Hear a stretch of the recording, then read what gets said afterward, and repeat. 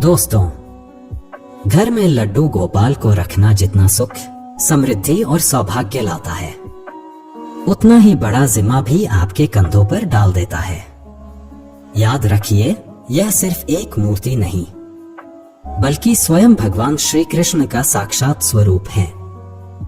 अगर आपने उन्हें अपने घर में विराजमान किया है, तो उनकी सेवा अपने बच्चे की तरह करनी होगी। जरा सी लापरवाही, जरा सी गलती, और वही लड्डू गोपाल जिनकी कृपा से जीवन में आनंद बरसता है। उनकी नाराजगी आपके घर की खुशियां तक छीन सकती है। कई लोग बिना जाने कुछ ऐसी भूल कर बैठते हैं, जो न सिर्फ उनकी किस्मत को रोक देती है, बल्कि घर में अनजाने दुखों को बुला लेती है। आज हम आपको बताने जा रहे हैं वो गुप्त और बेहद अहम बातें, जिन्हें हर भक्त को जरूर जानना चाहिए। और यकीन मानिए, जो आखिरी राज हम खोलने वाले हैं, वो आपको हिला देगा। शायद आपने कभी सोचा भी न हो कि ऐसी भूल आपके घर में हो रही होगी।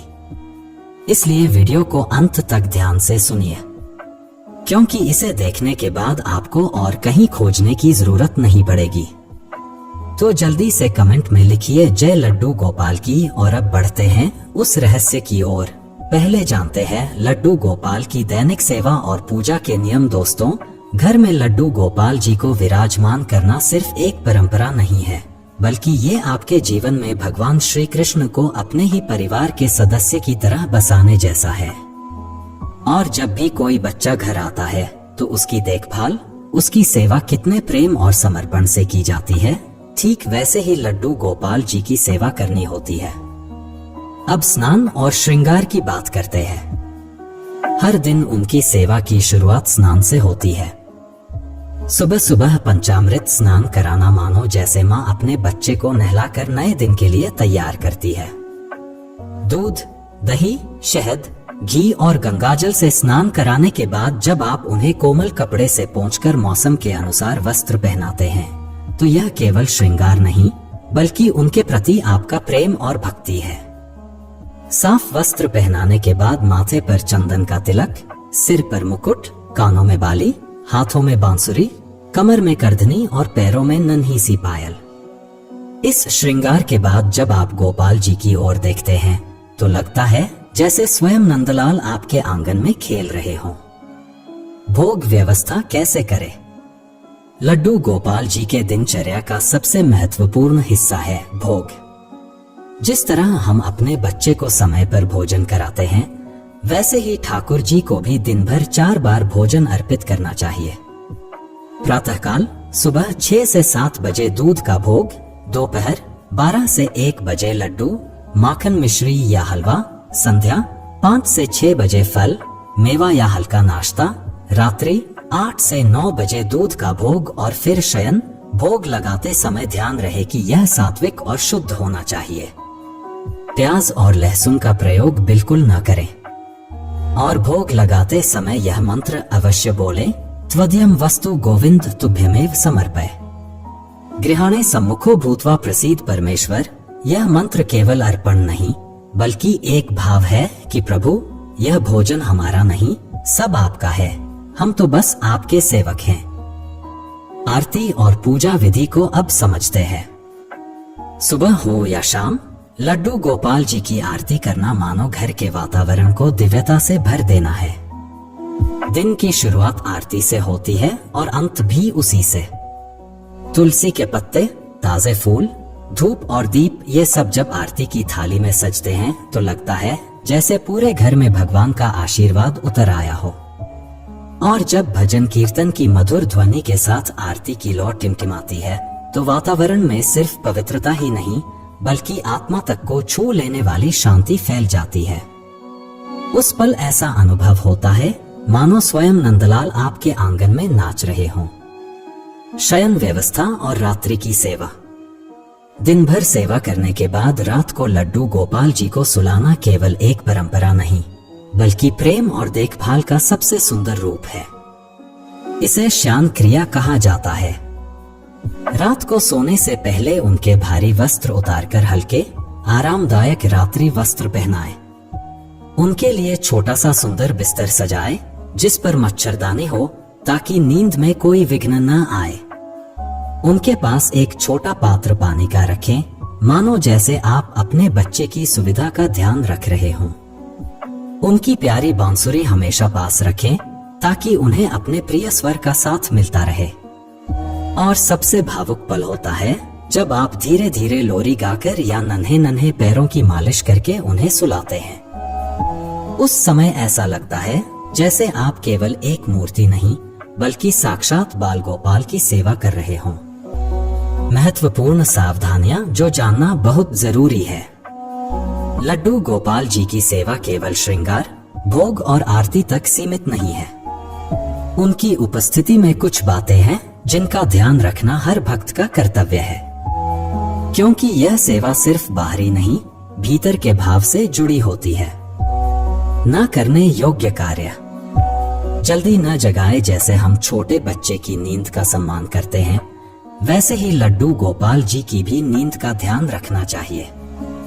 विशेषकर सर्दियों में उन्हें देर तक सोने दें। उनकी नींद में विघ्न डालना उनके प्रति लापरवाही समझी जाती है। हर जगह न ले जाए। गोपाल जी को शोर शराबे या अपवित्र स्थानों पर कभी न ले जाए।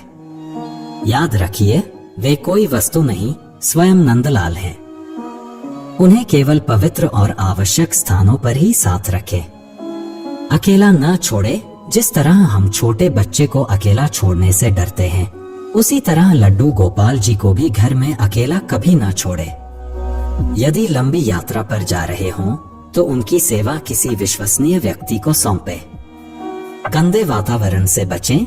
जहां लड्डू गोपाल विराजमान हो वह स्थान हमेशा स्वच्छ होना चाहिए। टूटी फूटी वस्तुएं या गंदगी पास में रखना अशुभ माना जाता है और इससे वातावरण की सकारात्मक ऊर्जा कमजोर पड़ जाती है। घर में स्थापना के नियम। संख्या का नियम। घर में एक ही लड्डू गोपाल की मूर्ति रखना सर्वोत्तम है। यदि दो मूर्तियां हों तो एक को लड्डू गोपाल और दूसरे को बलराम के रूप में पूजना चाहिए। इससे सेवा और भावनाओं में संतुलन बना रहता है। शुभ दिन। लड्डू गोपाल जी को घर लाने का दिन भी बहुत महत्वपूर्ण होता है। जन्माष्टमी, एकादशी, पूर्णिमा या राधा अष्टमी जैसे पावन अवसर पर उन्हें घर लाना सबसे शुभ माना जाता है। इन दिनों की दिव्यता से आपका जीवन भी भगवान के आशीर्वाद से भर उठता है। व्यवहारिक सुझाव। दोस्तों, लड्डू गोपाल की सेवा केवल नियमों का पालन करना ही नहीं बल्कि प्रेम और संवेदनशीलता से जुड़ा हुआ भाव है। जैसे अपने परिवार के सबसे छोटे बच्चे का ख्याल रखा जाता है, वैसे ही उनकी देखभाल करनी चाहिए।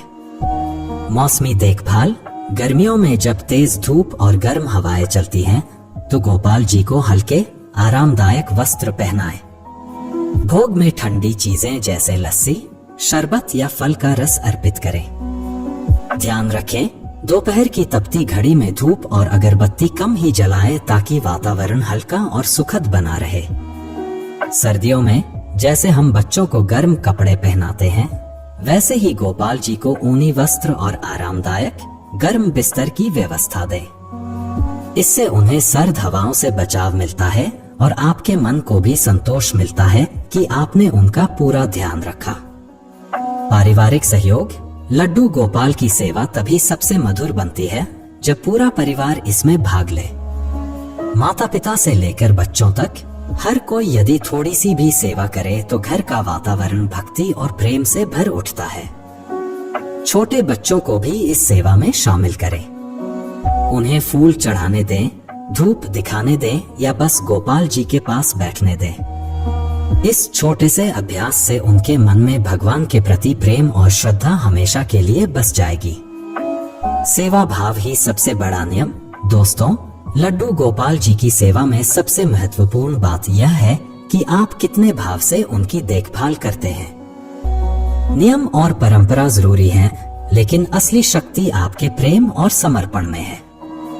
जब आप पूरी श्रद्धा से उन्हें स्नान कराते हैं, श्रृंगार करते हैं, भोग लगाते हैं और आराम देते हैं, तो वो केवल आपके घर में ही नहीं, आपके दिल में भी बस जाते हैं। और जब भगवान दिल में बस जाएं, तो सुख, समृद्धि और शांति अपने आप आपके जीवन में उतर आती है। लड्डू गोपाल को घर में रखने के फायदे। एक घर में सुख समृद्धि का आगमन। जब घर में लड्डू गोपाल जी को प्रेम से स्थापित किया जाता है तो ऐसा माना जाता है कि माँ लक्ष्मी और स्वयं श्री कृष्ण की कृपा से घर धन धान्य से भर जाता है। घर के कामों में बरकत होती है और कभी दरिद्रता का भय नहीं रहता। 2 सकारात्मक ऊर्जा का प्रवाह। लड्डू गोपाल की उपस्थिति से घर का वातावरण पवित्र और शांतिमय हो जाता है। जहां वह विराजते हैं वहां से नकारात्मक ऊर्जा दूर भागती है और घर में हमेशा सकारात्मकता बनी रहती है। 3 परिवार में प्रेम और एकता। गोपाल जी की सेवा अक्सर परिवार मिलकर करता है। इससे आपसी रिश्तों में मधुरता आती है। बच्चों को भी जब उनकी सेवा में शामिल किया जाता है तो उनमें संस्कार और भगवान के प्रति प्रेम बचपन से ही विकसित हो जाता है। 4 मन की शांति और तनाव से मुक्ति। लड्डू गोपाल जी की सेवा, भोग और आरती करते समय मन अपने आप शांत हो जाता है। उनके दर्शन से चिंता और तनाव मिट जाते हैं। यह सेवा एक तरह से आध्यात्मिक ध्यान है जो आत्मा को सुकून देता है। 5 संतान सुख और परिवार वृद्धि। कहा जाता है कि बाल स्वरूप कृष्ण की पूजा करने से दंपत्ति को संतान सुख प्राप्त होता है। जिन दंपत्तियों की संतान नहीं होती उनके लिए लड्डू गोपाल की सेवा विशेष फलदायी मानी गई है। 6 स्वास्थ्य और लंबी आयु का आशीर्वाद। नियमित रूप से गोपाल जी का भोग, स्नान और आरती करने से घर के सदस्यों को मानसिक और शारीरिक स्वास्थ्य का आशीर्वाद मिलता है। कई भक्तों का मानना है कि भगवान की कृपा से रोग दूर होते हैं और जीवन में दीर्घायु मिलती है। 7 कर्मों की शुद्धि और आत्मिक उन्नति। लड्डू गोपाल की सेवा का सबसे बड़ा लाभ है आत्मिक उन्नति। जब इंसान उन्हें अपने बच्चे की तरह मानकर सेवा करता है तो उसके मन में करुणा, प्रेम और दया के भाव विकसित होते हैं।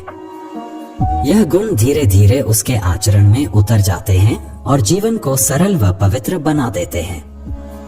तो दोस्तों, लड्डू गोपाल की सेवा केवल एक धार्मिक परंपरा नहीं है, बल्कि यह हमारे जीवन का सबसे सुंदर रिश्ता है। जब हम उन्हें बच्चे की तरह मानकर उनकी देखभाल करते हैं तो वे भी हमें अपने स्नेह और कृपा से भर देते हैं। याद रखिए, उनकी सेवा का मतलब सिर्फ पूजा पाठ करना नहीं, बल्कि हर दिन उन्हें अपने परिवार का हिस्सा मानना है। अगर आप सच्चे मन और प्रेम से उनकी सेवा करेंगे तो आपके घर में सुख, शांति और समृद्धि कभी कम नहीं होगी। जय श्री कृष्णा। अगर वीडियो अच्छा लगा हो तो इसे लाइक और शेयर करना न भूलें और चैनल को सब्सक्राइब जरूर करें ताकि ऐसी ही दिव्य और प्रेरणादायक जानकारियां आप तक हमेशा पहुंचती